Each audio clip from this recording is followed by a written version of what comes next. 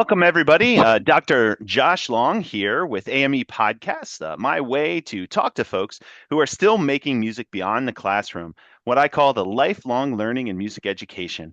Um, as I've been doing these different stories, it's been really interesting to talk to folks, hearing about their stories about playing instruments, or like today, we're going to hear a story actually about a presentation, which I'm really excited to actually share with all of you. We're sponsored by Art and Music Emporium, serving artistic excellence. We do things such as fix instruments, do music lessons, and also do performance initiative, which we actually have our fifth year 2025 annual community band by the sea down in Wildwood, New Jersey, which will be happening the end of July. We're also doing the Bethlehem Steel Company Legacy Band sometime this year too as well. Dates will come out as well as Tuba Christmases, which again, this is being taped in February, so they're a long off, but they'll be here before you know it once again. So if you're interested in any of our performance initiatives, please feel free to look at www.artmusicemporium.com. If you are watching this on YouTube, if you could just subscribe to our channel so that when different podcasts come out, you'll be notified, as well as we are on Facebook if you'd give us a like. And we also do have a Patreon account. Again, all proceeds go to folks who are continuing to making music in lifelong music education. My next guest was actually my first guest on this podcast to start this off. He's been quite a mentor of mine, quite a friend in the music education world, taught music teaching in college world, and still is conducting a community band this year, which is very exciting to talk. Very great friend of mine. We have great long discussions about history and music, and today we're going to talk a little bit about conducting. So I'm gonna, rather than hearing my voice, we'll have Jerry Rife take it away. Hi, Jerry. How you doing? I'm great. Josh, thanks for having me on. It's good to be back. Yes, thank you. All right. Well, I know you wanna jump right in. Yeah, And we talked right about our discussion here of a conductor. So rather than me telling me the title, why don't take it away? I'll say it that way. I'm taking it away right now. Yeah, I'm going to be talking about making music and the conducting process and what the conductor's jobs are and how to be better at it. Now, this is probably for you conductors out there. Not, I'm not going to be telling you anything you don't already know instinctively. So I hope to remind you of what you know and maybe tell you what works for me, and maybe that can help you on the podium. Music notation is by nature just vague. It's somewhat incomplete. It's a method of conveying a composer's thoughts into sound. And the conducting, I think, is the second step of a four-step process in making this happen. The first step is, of course, conducting. The composer writes it down. The second step is the composer gets the score and conducts it in a rehearsal. The third step is it is being performed in front of the audience. And the fourth step is that the audience and the musicians are hearing it. It is now becoming sound. That's pretty exciting business, let me tell you. At most, conducting, or I mean, at the worst, the conducting can really misinterpret the composer's needs and wishes and really ruin a piece of music. Composers know this, and they know that when they publish a piece of music, they are giving up the right to how it's going to be sounded in performance. Mhm. So that's a big job for us. The main difference between a composer and maybe, say, a painter or an author or a sculptor is that, not everyone can or will appreciate a Calder mobile or a sculpture, the composer is going to be the conductor is going to be the one that can actually change how people feel about the composer. For instance, Beethoven, he wrote music. On the other hand, and he it has his music undergo wide treatment over the last 200 years. I mean, Mhm. there was all even in the 1980s a group that did Beethoven as a rock piece, and composers have to relinquish this control when they actually when they actually give up and publish in a final version the music that they have. This leads to really intriguing questions, doesn't it? I think it does. Like, when is a composition done? Okay, when it's published, maybe that's beyond the scope of this talk today, but Stravinsky's Rite of Spring, May 31st, 1913, was performed and it was recorded. And Stravinsky, who insisted on exact tempo and exact interpretation and dynamics, it was conducted by Pierre Monteau, who he schooled and controlled and coached by Stravinsky to make it happen. Now, in 1969, 50, 60 years later, it was conducted by Stravinsky live, and all the tempos had changed. All the cuts were made and everything. Now, is Stravinsky still the composer? Are his changes still valid?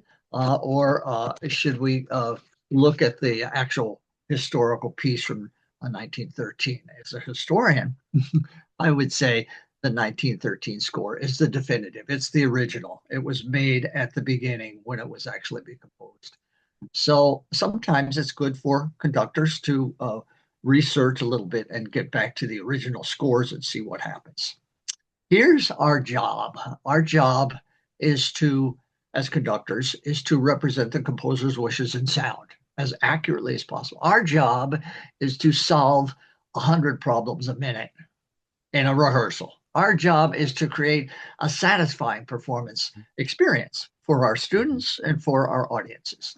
Our job is to inspire our musicians to play their best, to their highest level of performance, to conduct the music rather than to conduct the players. That's our job too, to communicate the music, our version of it, okay, that at least, through the players to the listeners. Our jobs are all of the above. It's a big job being a conductor, and some that I know we all take seriously. We are interpreters of music. We are teachers of technique. We are the builders of musical audiences. We are discerning musicians ourselves. We are educators and sponsors of our culture, arbiters of the sacred role of music in the administrative and educational process. Whew. Do we really want to be conductors is the question. No, I'm just kidding. Of course we do. Uh, Especially given the limits of this job, which I don't have to tell you about: small budgets, undergraduate, inadequate rehearsal time, bad rehearsal spaces, a whole bunch of other things. Is the sports program going to take priority over the music program? The bottom line is we inspire our musics to do our students to do their best. We read, we practice, we show up, we get them to enjoy music, make it a lifelong learning experience. That is the ultimate. And we all had great music teachers in the past that did that for us. We're just passing down their knowledge. So, how do we do better? How can we be more effective? How can we get the results that we want and be a successful director of bands? The obvious answers are to recruit students to your program, to have big numbers if you can, to stop kids in the hall and say, "You look like you could be a tuba player. You can hold that thing up. You could be the bass. The most important. Waste less rehearsal time. There's a good thought. Just rather than talking on and on and on about whatever, just conduct. Just say, play it this way. Follow my lead. I always start my rehearsals with some playing right off the bat. Bam, we're into a scale or a Bach chorale or something, just to get them back and get the mouthpieces in their mouth. That's what it is. It's the same with choir directing. If you're a choral director, you want them singing from the first minute of the rehearsal if you can. And I sometimes just hold up the piece. This is what we're playing. I don't say anything. I open it and here's the downbeat. You want to keep people playing, especially junior high and even high school kids. They get to talking. Oh, what did you do in math class? If they're playing, they can't talk. Your discipline problems go out the roof. There's no more discipline problems because they're playing, and that's a great idea. I think that really works for me. Here's some pointers that I just want to give you. And you might say, okay, I already do this. No problem. But I want you to give concise comments when you talk. Flutes, play a concert B flat. Okay, the flute section plays that. Okay, now everyone match that. Or here's a tuning note. Ask, prompt, and pointed direct questions when you do. Do you think that's out of tune? Who hears that being out of tune? What can we do to get more in tune? And maybe they'll answer by listening better. By listening across the section. Okay, but I always get back to playing ASAP. Right? Okay, letter B. Boom. Yeah. You have to be ready to rehearse. That's point number two. Know what you want to do. Have your music in order. Get your prep time before your rehearsal. It doesn't take that long just to say, well, what are the hard parts in here? What are the black parts, the nasty bits? Let's start with measure 99. That's where woodwinds, you've got, so here's, let's do it slower. That kind of thing. And slower tempos are good so that they can pick it up and get the notes under the fingers or whatever, and then speed it up and let's do it a little faster.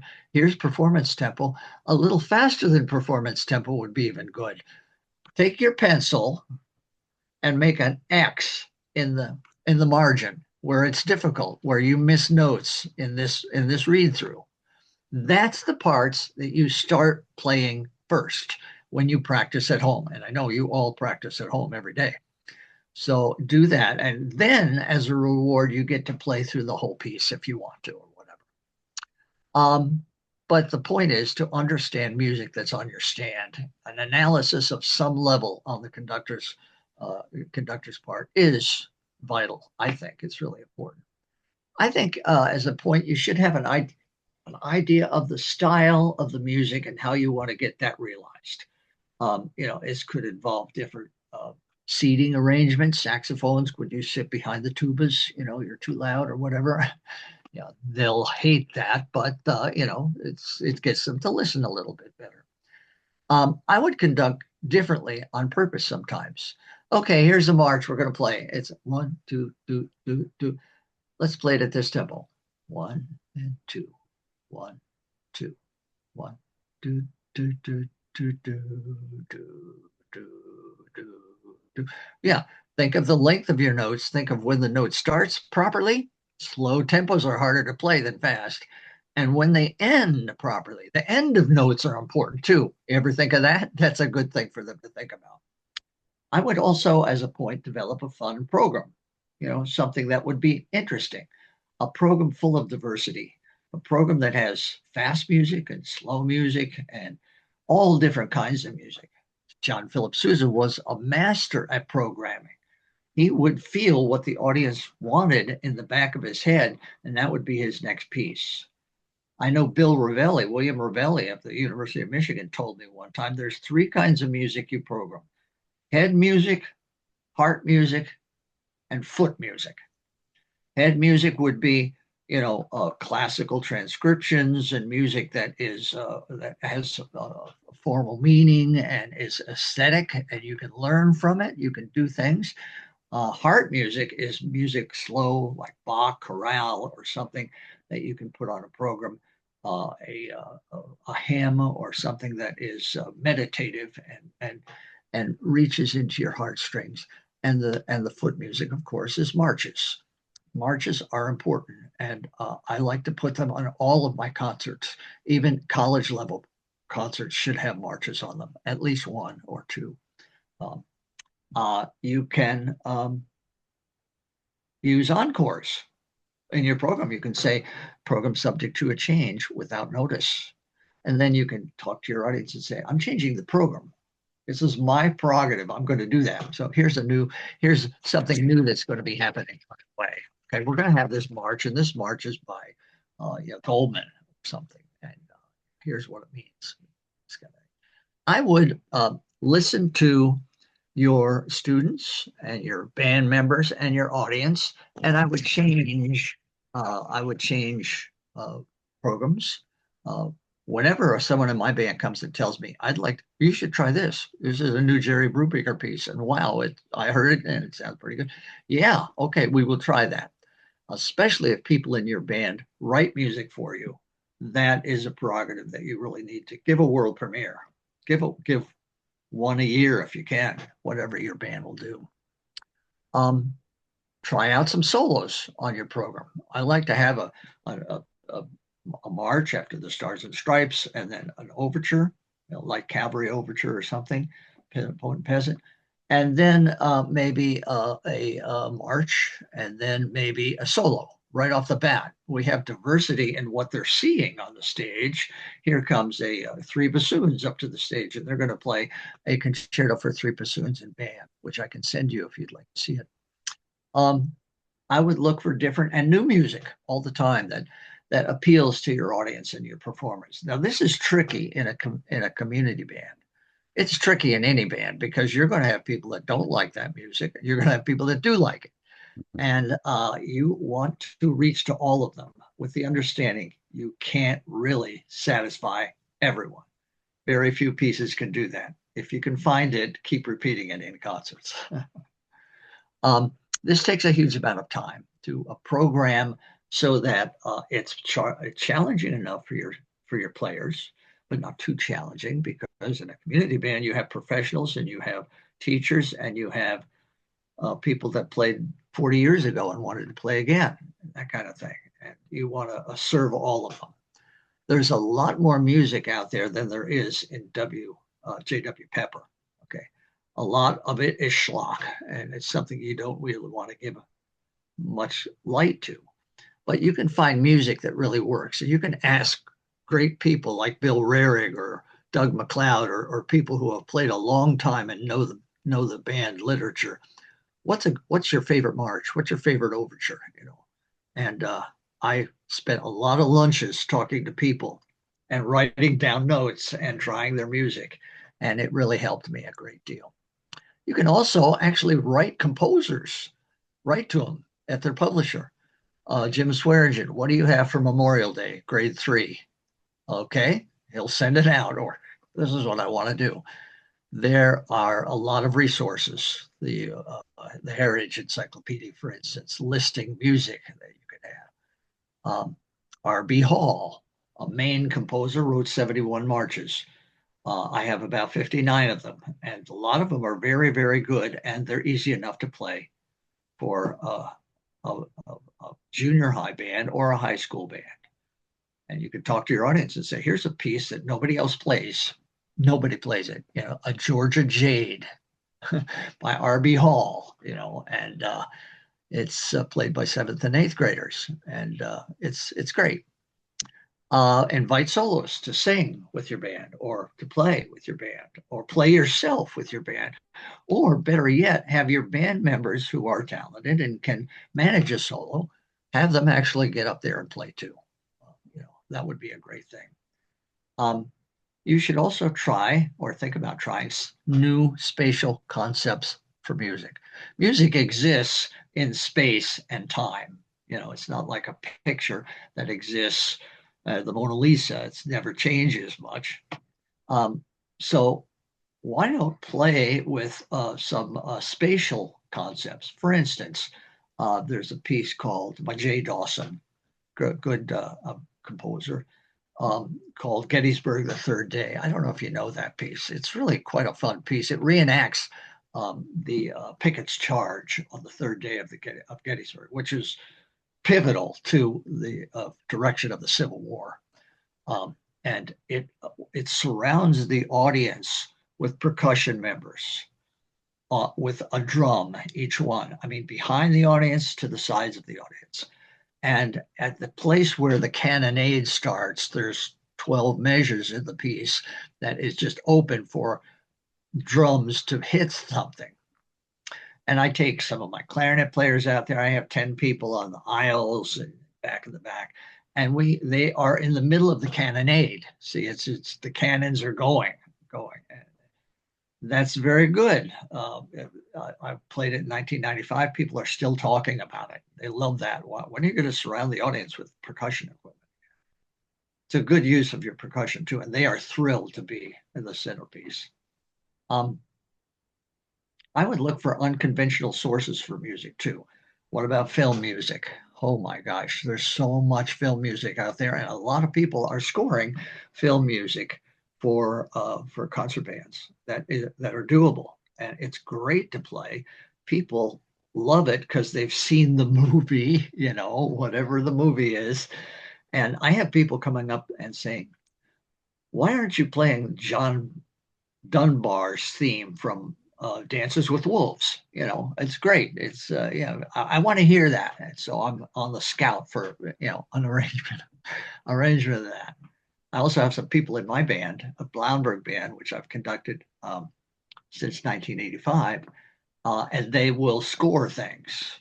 So I did a composition of film music, and I did film music from King Kong, the Peter Jackson King Kong of 2005, because there's a great arrangement of it out. And then I said, I'd like to have an arrangement of music from the 1933 original King Kong too. And so my first clarinet player said, okay. He took it off the record and wrote it up, and we compared them and listened for leitmotifs and things. And the audience really got into that. So build your own library, find your own resources, commission your own music if you've got some money. Um, Highlight the good stuff that your band can deliver, and always have, if you can, interaction with the audience. Now, this is a secret that I learned from Laura Schissel in the Virginia Grand Military Band. He talks to the audience between each number. The audience loves that. They go wild for that. You want donations? This is the way to get them. Okay. You talk to them, you introduce the piece. We're going to play a piece by Charles Ives. It's called Variations on America, by arranged for band, originally for organ. And we're going to play it. Now, this very few pieces need a disclaimer. This one needs a disclaimer, okay? When you hear two keys going at the same time, it's called polytonality or bitonality. That is originally what Ives wants. So don't run for the exits when you hear that, okay? You'll hear this. People tell me, I love what you say more than the music you play. I think that's a compliment. I don't know, but they like to be talked to. Also, other thing I do, I know I'm just rambling on here. I get them to sing, get the audience to sing. I said, here's a piece you're going to know. When I point to you, sing it. It's America the Beautiful, by the way. Yeah. So there's an introduction, and then do, do, do. I turn around, I conduct the audience, I put the baton down, I conduct the audience, and they all know the words, and they sing it, and they love that. They love to be a part of it, especially near the end of a concert on July 4th. Wow, this really works. And sometimes I stop them in the middle. I stop everybody and I say, I know you can sing better than that. My father couldn't hold a tune in a bucket, but he was the loudest one that sang in church. So don't make you stand up. Just sing out and sing out, and then we'll take it at the beginning again or whatever. On the mall works very good that way. Um, they love that. They love to be part. Join the Blauenberg band from your seats. This kind of thing. Um, Also, I would say keep performing yourself. Keep being the musician that you're trained to be. Just being a player helps you interpret the music. It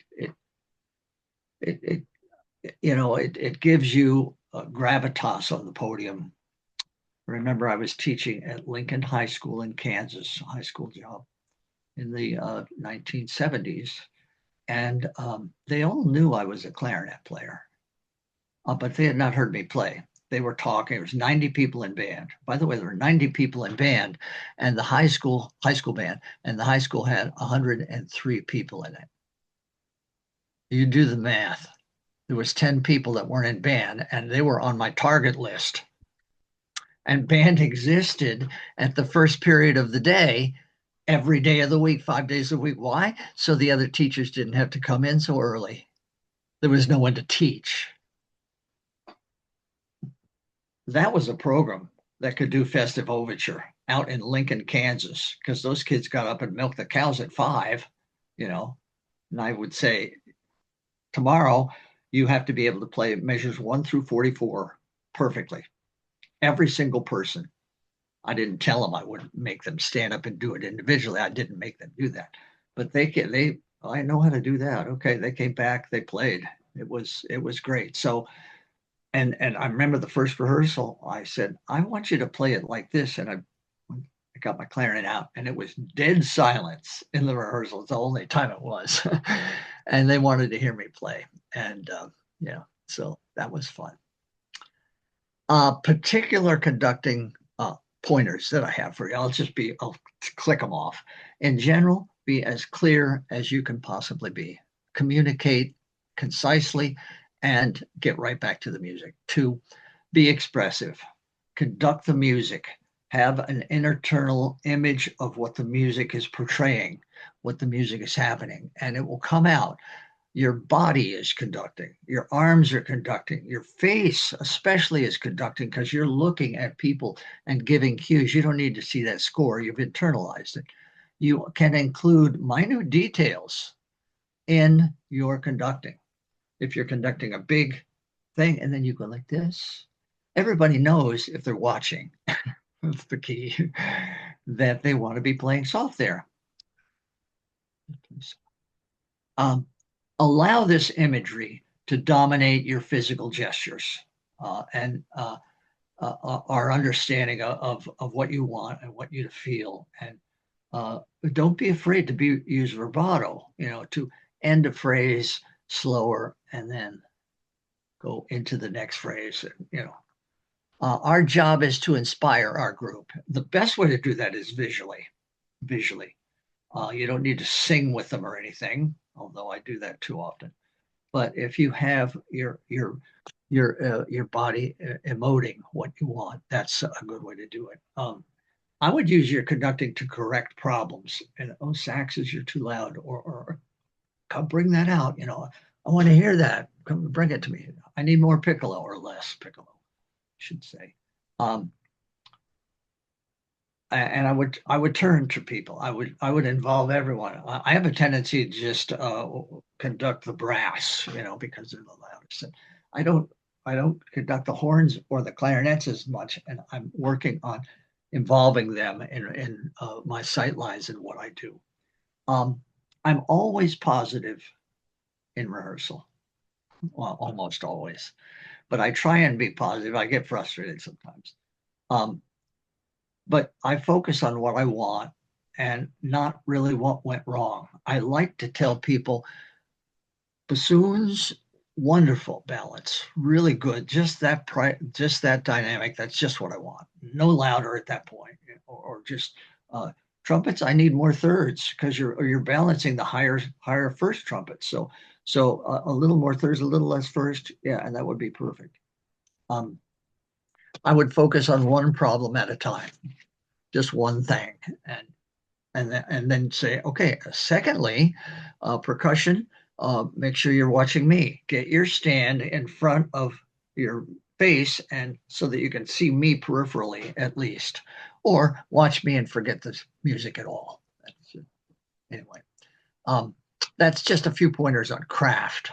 Um, with the baton, I would hold it at the end and I would point it. The tip of the baton goes right to what you want. Here's the beat, ta, ta. Here's the release, off. That kind of thing is, and I reach out to the group so that they can see I'm involved in making music with them.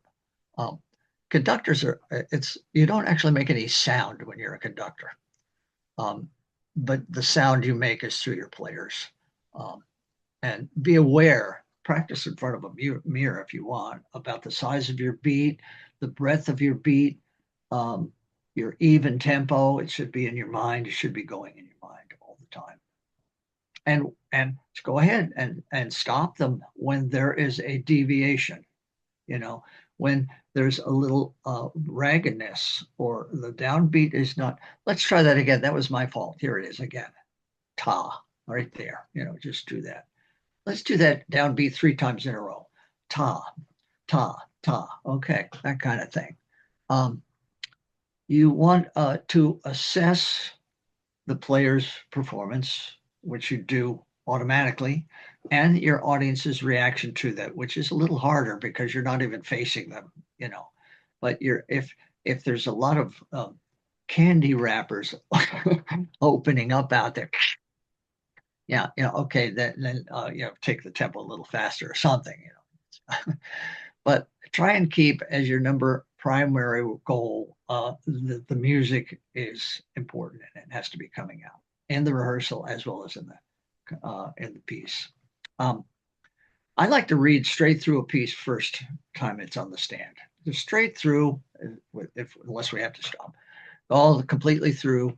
And I oversize my gestures or undersize them. I give clear beats and prep and encourage students to read ahead and conduct the phrase. And, the music on the page is just notes, attack, or slur, or staccato, or accent, and dynamics. And they're very vague, very vague.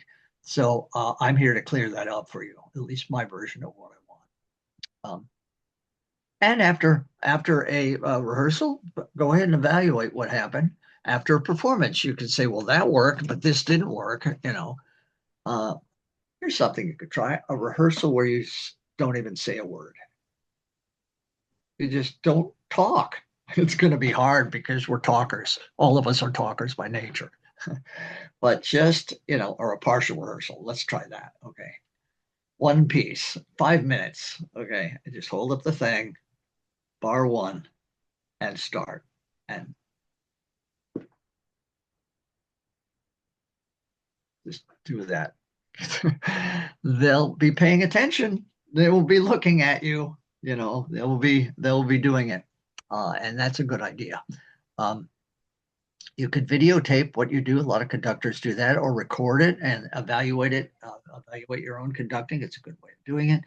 Um, Work on the ending and length of notes so that they start together and they end together, especially in a slow piece. Slow pieces are really demanding because it has to be there and it's done right there. It's just these are the places that when it's slow, you can hear ragged endings, people taking a breath where they shouldn't be. Um, there's different types of conducting, of course, chorale conducting, which we could take a look at. It's not actually that different, but you want to have as your idea rhythm, balance in the ensemble balance, and uh, intonation. I'd say those are the three things, and the three hardest things maybe. I'm a stickler on rhythm because if someone's playing da da da da da da da, and it's dotted eighth and 16th, which is da da da da da da da, that's slightly different, but it's not a triplet. I like to stop and point that out. It's not a triplet here. Make sure you're dotting an eighth note and the 16th note follows. Um, Lastly, I would say a word about ensembles. Marches need separation in them. Um, I've learned this from Leonard B. Smith, and William Ravelli, and some other composers and conductors that I really respect. Uh, and they're written quarter, quarter, quarter, quarter, eighth, eighth, quarter. Okay. And people da da da da da da da. Okay, yeah, that's technically correct, but it might need a little marcato. It might need a little space. Da da da da da da da. Yeah, that is not in the part. It's not written with eighth rests or even pointed housetop accent or something. But in order for it to be clear beyond the third row of your audience, it needs to have some separation. It needs to have some demarcation, really, is a better way of saying it in the pieces. Now, if it's all slurred in the trio melody, that's fine. Then you just slur it. But you want to you can do that in your analysis, in your score prep. Make it happen that way. Also, switch around dynamics and see what happens with those and see if you can make those happen better. Last, I'm finishing up now, at least. And then maybe we can, Josh, you've been so good to just sit and Yeah. listen to we're going on. Um, Structure your rehearsals appropriately. I like to have several contrasting pieces, even in the rehearsals. Have a piece that you really need to work on. That should be early in the program, after your tuning, after your scales, after your chorale, after maybe you play a march to get warmed up, sight read something that would be a good thing, or a slow piece, Bach, uh, Jesu, or something. It's something you could do. Um, and then put light cavalry in there because you need to work the clarinet section on it and you need to work all this stuff that is challenging, and so get that work and worked on that. Spend good 20 minutes, 25 minutes on that, and then give them a reward piece. Um, just something that's fun to play, something maybe you've played before, maybe a film music score or something, and then go to your second hard piece. This is Eternal Father, Strong to Save. This is this. 15 trumpets have to tongue that together, and some other people too. Um, you are always calling attention and to breathing. My teacher, my clarinets teachers, all of them said one thing to me: air, air, air. You need to move the air. Why aren't you don't play, oh, give me a big open throat. You've just swallowed a hard-boiled egg, oh, your throat is open. Give me air. I want to hear air. Even at pianissimo, I want to hear the air. I want to hear big, round, warm, good sound. So work on sound that way. Um, Also, I would be concise in where I want to start. Usually, if you want to start at letter C, okay, letter C, wait. Oh, where's letter C? Okay, it's 91-year-old guy. Oh, here it is. Okay, letter C. Okay, I want to start three measures before C. The technical way to say that, taught in some schools, is before letter C, 3 bars. What the first part is before letter C. Where's C? Okay, right there. Now what's the next? Oh, 3 bar do. 1, 2, 3. I'm starting here. Don't say 3 bars before because they don't know. It could be anywhere in the piece. Before letter C, 3 measures. Try that. It might save you a second or two, which would be good. Positive directions all the times. Focus on the problem areas without singling out a single musician, especially good in community bands. They don't like to be made to stand up and play their part. Believe me. I wouldn't criticize the whole orchestra for a sloppy entrance in the violas or in the trombone section, which is where I don't know for some reason all the sloppy entrances come. What is that about? Air, all right. And then I tell them that was much better. Do that every time. Thank you so much, brass. Horns, perfection. You're my favorite section, except for all the others. Yeah. Um, and listen to other people that are conductors that you respect. Go see them. Go see them. Watch them conduct, and have them. I remember I was in student teaching, and Aaron Copland came to the college that I was at, Kansas State University. This was in 1969. And he conducted like this with his baton, like this. He held it between and pointed like this. I thought, wow, Aaron Copland conducts that way. So then I went to my my high school band. I was in music ed, so I was doing a high school band, and I said, okay, we're gonna play now. Okay, ready? Just follow my baton. And my teacher from faculty who was overseeing me from Kansas State ripped me a new one. He said, what are you conducting that one? Nobody can. I said, Aaron Copland conducts.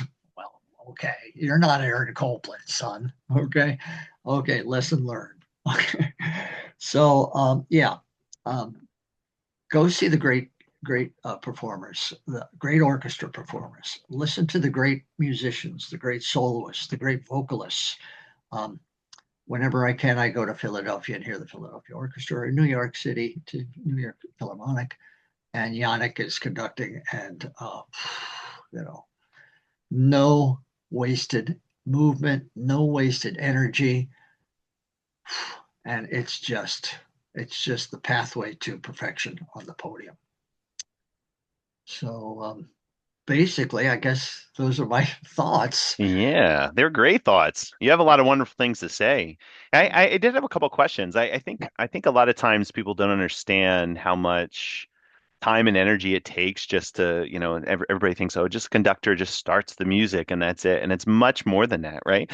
And I know I'm being very facetious in saying that to you, especially because, I know that. But I was just wondering, one thing I had to, you brought up some great points, and I thought, if you don't mind, I was just going to ask you a couple questions about them. Sure. Um, so one was being how you talked about, going back to originally what the composer kind of wrote. I mean, it's something you said right from the beginning. As far as, there's different versions of the same piece out there, yet you go back to that.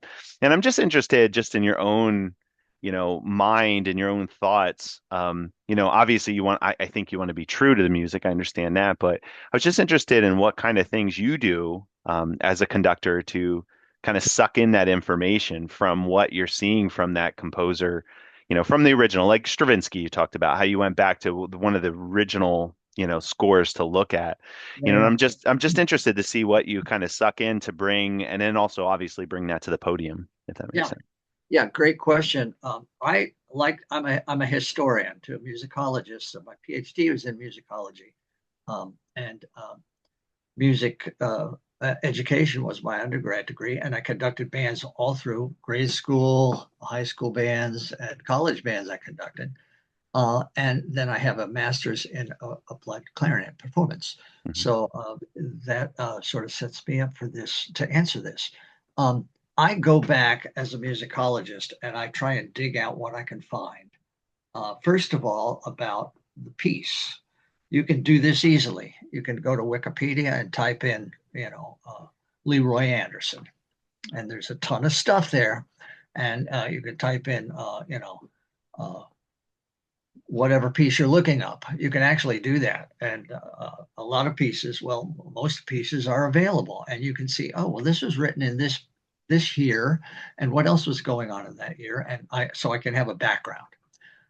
And I can have something to tell the audience. They like to be talked to, and I like to tell them, here's what to listen for in this piece. Here's what's coming. Here's a little bit about the composer. He wrote 71 marches, R.B. Hall, and this is one of his lesser known ones, but I think it's a good one. Listen for the trio. I'll point it out to you when we get to it. Here's what to um, so, and then when I can, I either talk to experts about the music that I'm about to play.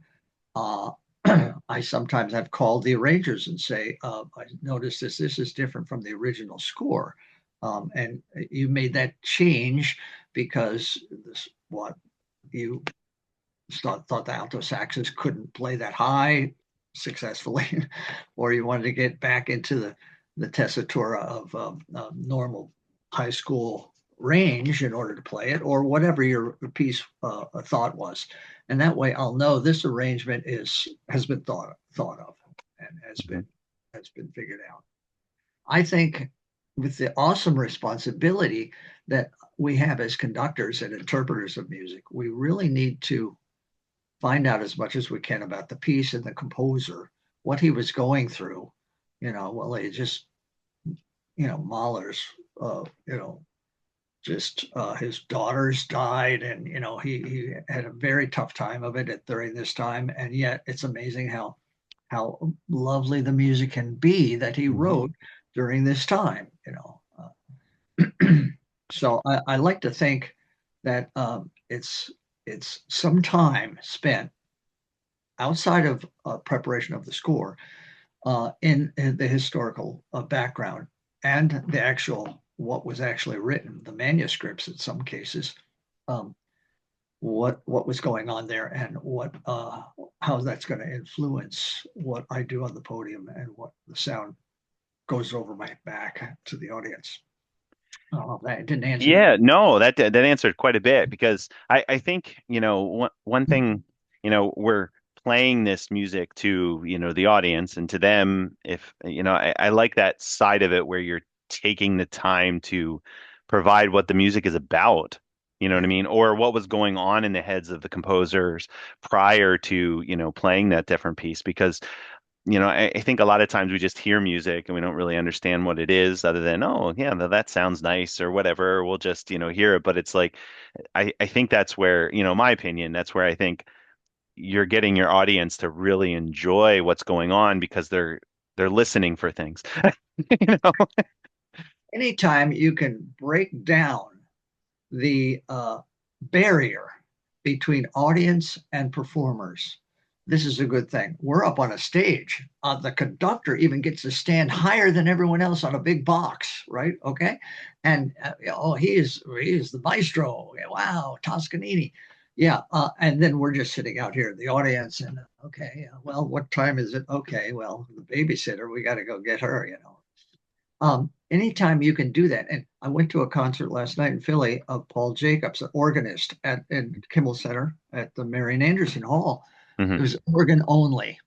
Oh wow. And he talked, he played 4 or 5 pieces. He talked in between each one. And he was so conversant about the Mhm. pieces. But then he said, you know, there's a very special thing that happens in performance like this. I get to play this beautiful organ, and I have a connection, a link with my audience this way. And it's not just at the end of the performance when you applaud, it is all the way through. And I am thinking of this bond that we have, this shared experience in this hall, Hmm. Yeah. with music spatially all around us. And this is a magical moment for all of us. I mean, he just enwrapped us like we were sitting on the bench with him up there. Wow. And I just felt so special being there. And the audience is something we sometimes tend to sort of forget, and we're focusing on our on the students or on the band and make the music, and it has to be right. But they're out there and they're part of a shared experience, and Mhm. it doesn't hurt to mention that to them. It doesn't hurt. It's a good idea.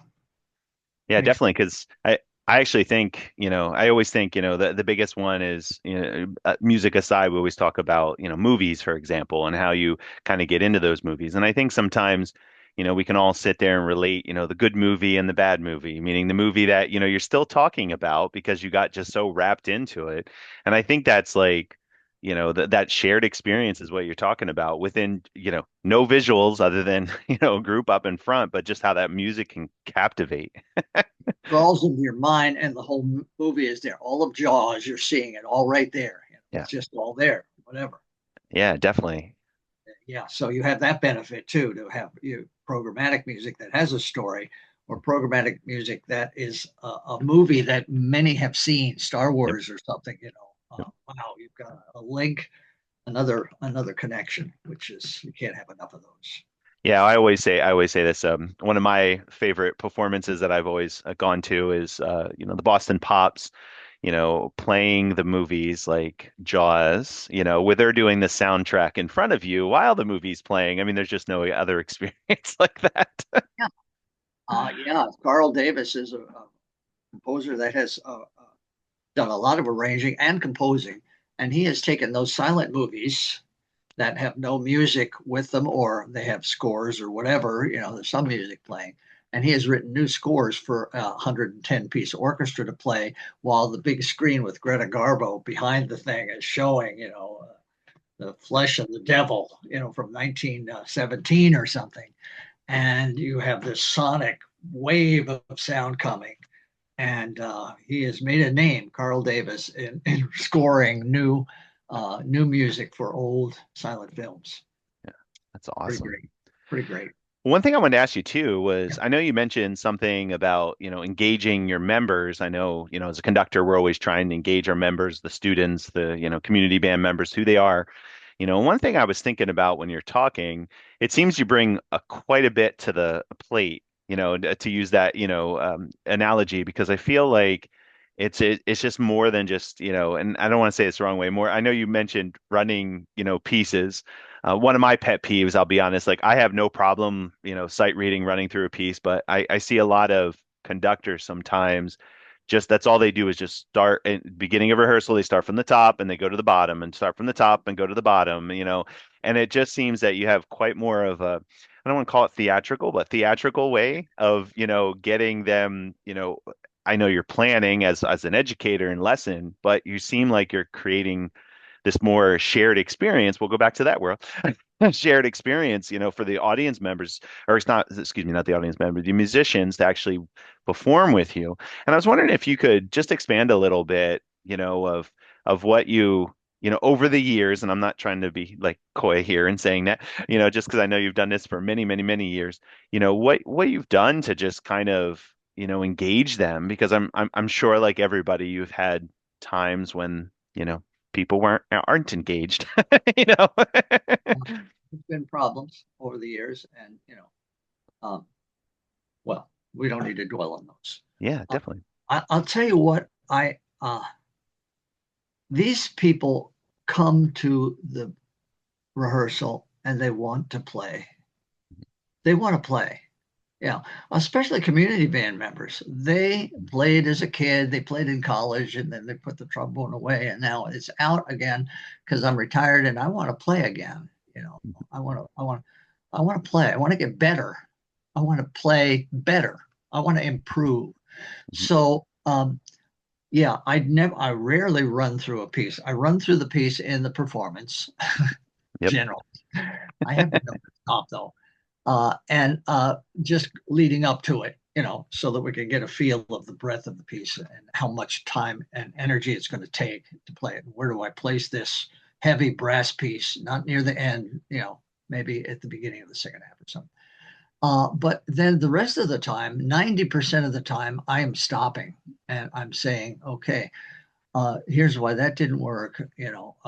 We need this is what I need here. We sound like three bands out there. Let's play as one band. How do you do that? There's a little white stick that I have here. You can watch it, you see, and that's going to be it. Okay, that'll be where the beat is if you watch me.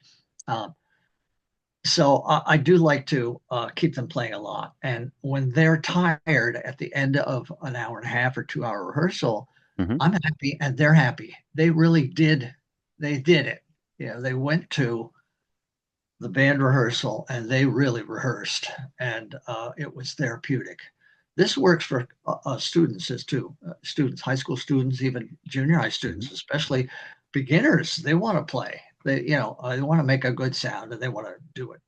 And So it's better to just play as much as possible and rub that it's that itch for them so that they can say, wow, really, this was a great rehearsal. They come up and say, I really enjoyed this. I like the music that you're playing. It's all over the place, diverse, and it's fun to be playing this.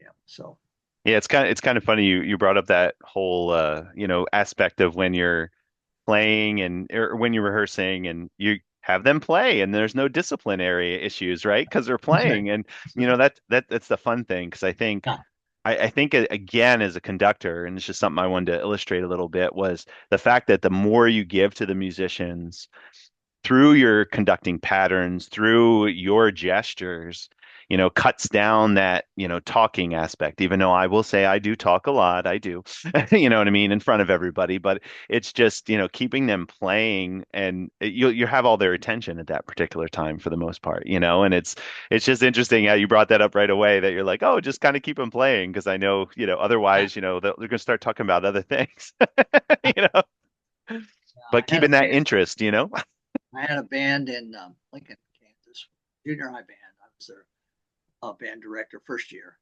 And the guy that was before me was really a dictator on the stand. When he got on the podium, there was no talking, or he would charge through and uh, yell at people or talking when Mhm. and I'm very much more casual.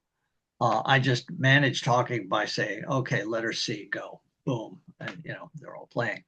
Um, but it's also, Josh, all the stuff that you do at home before the rehearsal, the history, the score analysis, looking at the parts. I actually play through the parts of some of these pieces. How hard is that? Oh, well, yeah, well, there's some fingering problems there. And so I bring all that stuff to the rehearsal. And then before the concert, I spend a lot of time thinking about what I'm going to be saying to the audience, and it gives a break to the musicians that need to rest their chops a little bit, especially the brass. and I talk a little bit about things, and uh, then and it gives them a moment. I say, don't listen to what I say. Look at the next piece and what is the tempo? What is the first note that you're going to be playing? Let's play that together. We can play the first note together at the right dynamic, the good sound, in tune. Then the rest of the piece will follow, basically. And it does. It does. You can do that. And how amazing. You stand up when Yeah. you stand up and I have to raise and applause, don't think, wow, I really played that well. I really did. I deserve this applause. There's my mom out there. Hi, mom. Yeah. Yeah. You don't need to do that. You need to be thinking, okay, my next piece is, the Clear Track Polka, by Strauss. And that's how it goes. Okay, I got to get that tempo in my mind. Okay, I'm ready to play it. Sit down. Okay, and then we play. Mhm. So yeah, it's a really focused thing that we do. It's creating art in the moment. It's Mhm. really amazing. It's miraculous, really, and it is so therapeutic. It is such a good thing to do. It is life elongation is what you're Mhm. doing. You're Yeah. broadening your life by um, by listening to music because it involves your whole brain activity. Everything inside your Mhm. brain is going, and you can alleviate pain just by listening to music because your brain can't identify pain while you're listening to music because it's both sides of your brain. When you play music, it doubles because you're actually making the music that you're listening to.